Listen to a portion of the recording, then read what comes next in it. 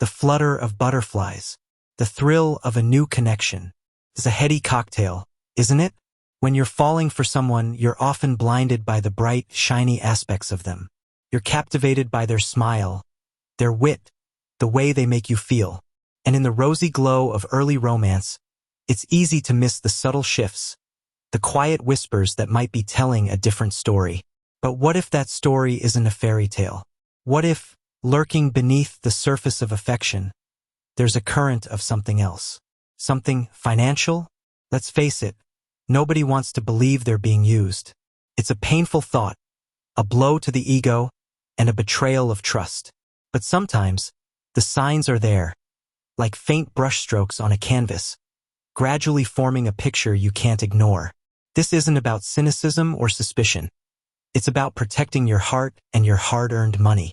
It's about empowering yourself to recognize unhealthy patterns and make informed decisions. This guide isn't about painting anyone as a villain. Relationships are complex, and people's motivations are often a mix of genuine affection and, sometimes, unconscious behaviors. Instead, we'll explore the red flags, the subtle cues, and the practical steps you can take to navigate this tricky territory. We'll delve into a journey of self-reflection, examining the dynamics of your relationship with clarity and compassion. Because ultimately, the goal isn't just to identify a potential problem. It's to build a relationship, or decide if there is a relationship, that's healthy, balanced, and built on mutual respect. The early days, sweet talk and seated expectations. Think back to the beginning. Remember the courtship phase? It's often a whirlwind of compliments, shared experiences, and the intoxicating feeling of being desired. But amidst all the sweetness, were there any subtle undertones? Consider these questions. The overly generous gesture. Did they shower you with extravagant gifts or experiences very early on? While generosity is lovely, excessive displays of wealth or spending before a real connection has been established can be a warning sign. It's like they're trying to buy your affection or create a sense of obligation. Imagine someone buying you a very expensive watch on the second date. It might be exciting, but it should also raise an eyebrow. Why so soon? What's the underlying motivation? The money talk that comes too soon. Did they bring up their financial difficulties or needs early in the relationship?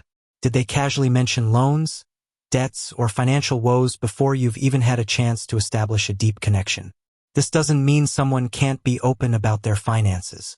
However, if they do so quickly, it's worth observing the context and the intent. Are they sharing as a way of building intimacy or as a prelude to a request? The constant hints and subtle requests. Pay attention to the way they talk about money. Are they constantly mentioning expensive restaurants, trips, or things they need? Do they make subtle comments about your financial status? Oh, it must be nice to have such a good job. Or, I wish I could afford that. While these comments might seem innocuous, they can plant a seed of expectation. The quickness to accept help. This one is tricky. Perhaps they're in a genuine bind and need a short-term loan. But observe their approach. Do they ask with genuine vulnerability, or is there an expectation that you'll provide it? Do they offer a clear plan for repayment, or is the conversation vague and open-ended? Someone who truly respects you and values the relationship will be upfront and honest, even if asking for help is difficult. Example, the coffee date that revealed a pattern. Let's imagine you're on a third date. The conversation is flowing, you're laughing, and you feel a genuine connection. Then they mention a new job opportunity. But, I'll need a new suit for the interview. The one I have is, well, a bit dated. The okay scenario. You might offer, that's a bummer. Where are you looking? I hope you get the job. You leave it at that. The focus remains on the job, not your wallet. The potentially problematic scenario. They follow up with, I've seen this amazing suit online, but it's quite expensive. You're doing so well, maybe you can help me out? Or, I saw that you work in finance, and I'm sure it's easy for you to get a loan for me. This is a clear attempt to leverage your resources. See the difference? The first scenario focuses on their well-being and expresses support. The second one quickly pivots to a request for financial assistance, and in a way that assumes an outcome and plays on your potential vulnerability or sense of obligation. It's a small example, but these patterns can build up over time. Mid-relationship red flags.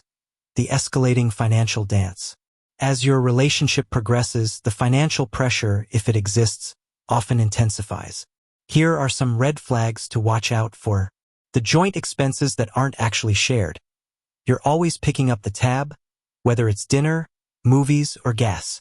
They might have excuses, "I forgot my wallet," "My card is acting up," or "I'll get you next time." But next time never seems to come. The borrowing that turns into debt. They consistently need to borrow money for various reasons, and the loans are rarely repaid on time or at all. The amounts may start small but gradually increase, creating a sense of guilt or obligation. They might even get angry or defensive if you bring it up. The emergency that always seems to arise. Financial emergencies can happen, and it's reasonable to offer help to someone you care about, but it starts to become a pattern. There's always something. A car repair, a medical bill, an unexpected expense. The frequency and timing of these emergencies might seem suspiciously convenient. The isolation from your friends and family. Are they subtly or not so subtly discouraging you from spending time or money on your loved ones?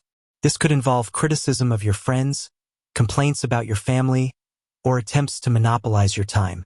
This isolation can make you more dependent on them and less likely to seek advice from others. A controlling partner may intentionally try to cut you off from support networks, making you more vulnerable. The inconsistent stories and changing circumstances. Pay attention to inconsistencies in their stories about money. Are they telling you the same thing as other people? Do their explanations for their financial situation change over time? This could be a sign of dishonesty or deception. The emotional blackmail. This is a particularly toxic tactic.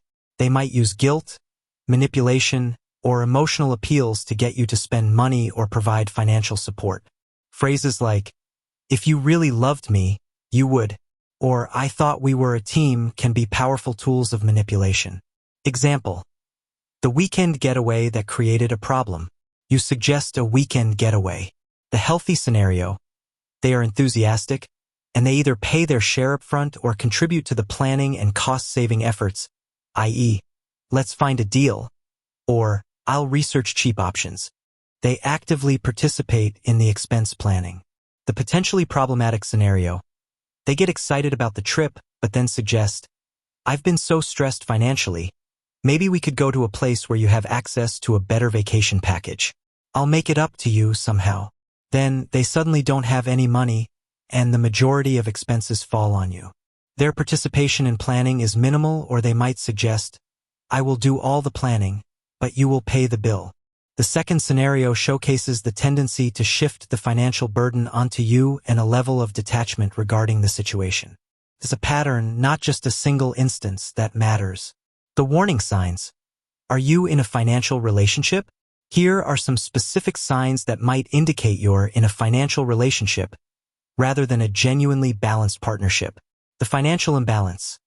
There's a consistent and noticeable imbalance in how money is spent and shared. You're consistently paying for dates, meals, trips, or other expenses. The discomfort talking about money. They are either overly secretive about their finances or get defensive when you try to discuss them. The lack of reciprocity. Their actions don't match their words. They might promise to pay you back or contribute financially, but they rarely follow through. The growing resentment. You're starting to feel resentful, angry, or used when it comes to money matters. The joy of the relationship is being overshadowed by financial stress or worry. The feeling of obligation. You feel pressured or obligated to provide financial assistance, even when you're uncomfortable doing so. You might feel guilty for saying no. The prioritization of money over you. Financial matters and their own material desires seem to take precedence over your needs, feelings, or goals as a couple. The shifting goalposts. Once you give them money, their requests don't stop. The amounts might increase, and the reasons may become more elaborate. The inability to take responsibility. They avoid taking responsibility for their financial choices or circumstances and constantly blame others. The lack of gratitude. They don't seem particularly appreciative of your financial support. Taking action. protecting yourself and your heart. If you're seeing these red flags, it's time to take action. It's not about making accusations or ending the relationship immediately. It's about gathering information, setting boundaries, and making informed decisions. Here's how to proceed. 1. Self-reflection is key. Before confronting your partner, take a long, honest look at your own behavior and motivations. Why are you tolerating the situation? Are you afraid of being alone? Do you have low self-esteem? Do you feel responsible for their well-being? Understanding your own vulnerabilities is crucial. Document everything. Keep a record of all financial transactions, conversations, and promises made. This doesn't mean you're planning a legal battle, but it helps you stay objective and remember the details. Write down specific dates, amounts, and what was said. Talk to trusted friends and family. Seek the opinions of people who care about you and have your best interests at heart. They might offer an outside perspective and help you see things more clearly. But choose someone who is level-headed and not overly emotionally invested, as their advice will be more balanced. Set clear boundaries. This is perhaps the most important step. Be firm about what you're willing to do and not do. For example, decline requests. You have the right to say no. It's okay to refuse financial requests, no matter how persistent they are. Set limits. If you decide to offer financial assistance, set clear limits on the amount and repayment terms. Don't feel guilty. You are not responsible for their financial well-being. Communicate openly and honestly. Have a calm, rational conversation with your partner about your concerns. Use I statements to express how you feel. I feel uncomfortable always paying for everything. Or, I'm starting to feel used. Listen to their response without interrupting and assess their response. Assess their reaction. How do they react to your concerns? Are they apologetic and willing to change? Or do they become defensive, angry, or manipulative? Observe their behavior. Actions speak louder than words. Are they making an effort to change? Are they contributing financially? Are they respecting your boundaries? Give them time, but don't allow them to make empty promises. Seek professional help. If the situation is complex or if you're struggling to navigate it on your own, consider couples counseling or individual therapy. A therapist can provide an objective perspective, help you develop healthy communication skills, and assist you in making difficult decisions. Protect your finances. Keep your accounts separate. Do not open joint bank accounts or credit cards until you are absolutely sure the relationship is stable and healthy. Limit access. Be cautious about giving your partner access to your bank accounts or financial information. Avoid co-signing loans. Never co-sign a loan for someone you're not married to, or even married to in some cases. Know when to walk away. If your partner is unwilling to change, continues to manipulate or use you, or if the financial imbalance is causing significant stress and unhappiness, it might be time to end the relationship. It's a difficult decision, but sometimes it's the healthiest option for your well-being. Example, the confrontation and the choice. Let's say you've been tracking expenses, you are feeling taken advantage of, and you finally decide to talk with your partner. The healthy outcome. You have a calm conversation, expressing your concerns, and setting a boundary. They listen, apologize, and commit to making changes. They start contributing more financially, and the imbalance begins to correct itself. The potentially problematic outcome. Your partner becomes defensive, denies any wrongdoing, accuses you of being selfish, or uses emotional blackmail. They may promise to change, but their behavior doesn't actually shift. Despite your clear communication, the behavior continues.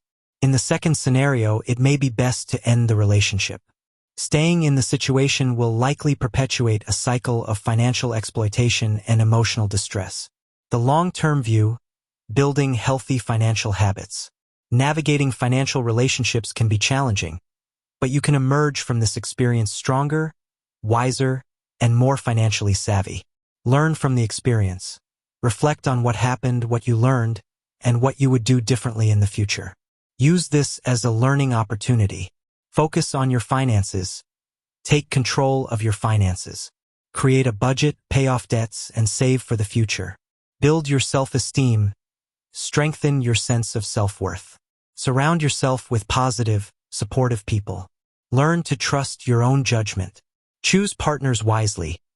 In the future, be more discerning about the people you choose to date. Observe their behavior, communication style, and financial habits carefully. Practice open communication. Talk openly with future partners about money early in the relationship. Establish clear expectations and boundaries. Remember your worth. Never compromise your values or financial well-being for anyone. You deserve a relationship built on respect, equality, and mutual support. Recognizing and addressing potential financial exploitation in a relationship requires awareness, honesty, and the courage to prioritize your own well-being. By learning to identify red flags, setting clear boundaries, and communicating effectively, you can protect yourself financially and emotionally. Remember, you deserve to be loved and valued for who you are, not for what you can provide. If a relationship consistently leaves you feeling used, resentful, or financially strained, it's time to reevaluate its place in your life. This is a journey of self-discovery. So, listen to your gut, trust your instincts, and make the choices that are right for you. We wish you the best in overcoming any challenges you face and hope you find the path to a happier and more fulfilling life. If you enjoy this content, please like and subscribe our channel to get latest update. Thank you.